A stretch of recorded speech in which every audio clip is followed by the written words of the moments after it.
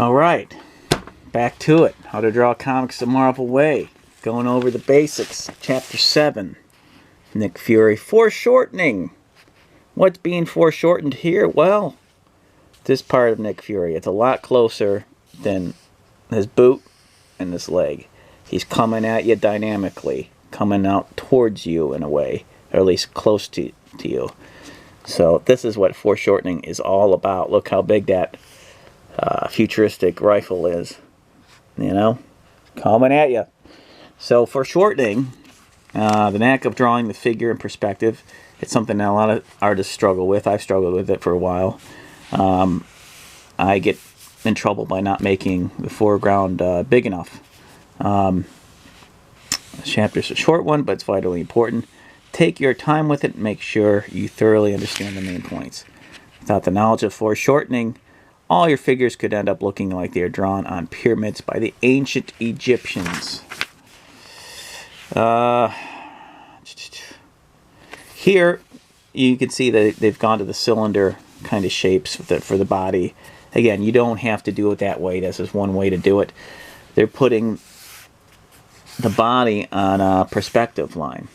And this would be probably like a two... Well...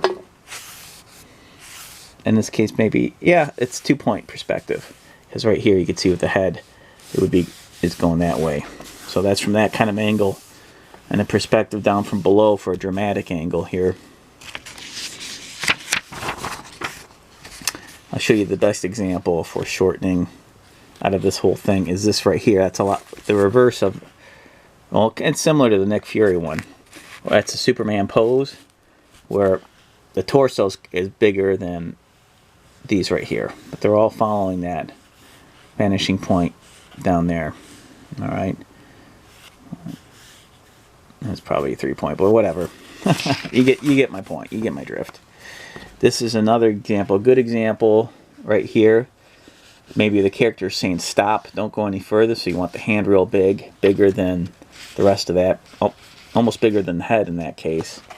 And then over here, the gun, that comes up a lot, where the gun is huge, because that's what you want people to look at, pay attention to.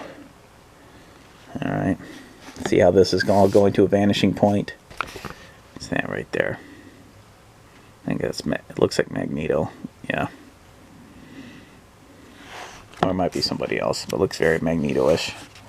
And there's a whole bunch of other examples. Thing. How big his forearm is there compared to over there. Different example. Oh, right here, the feet. Look how big the feet are. They're bigger than the rest of this body because they're closest to you, closest to the camera. So let me show you an example.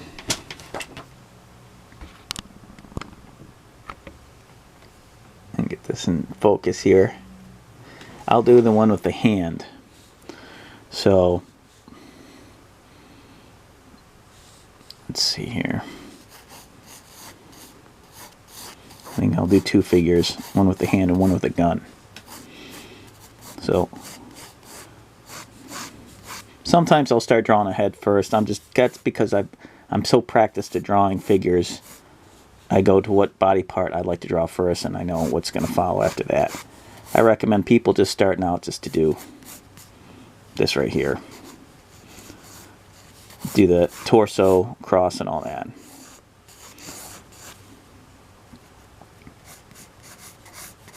Look, I'll do like a big Michigan mitt for the hand, forearm.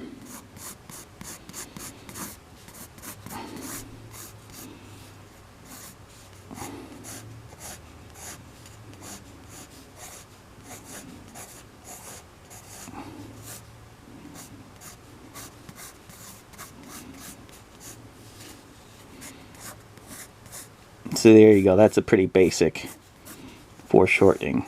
Again, I'm not being a perfectionist. I can go in there and be a perfectionist later. I just want to show you how big that hand is. If you want a character to say stop, his arm's slightly bent right there. Look how big that is compared to his head and compared to here. foreshortening for sure. And then the rest of the features on his face.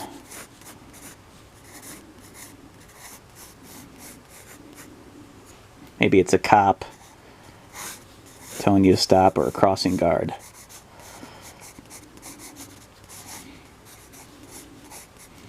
He's got some big hair.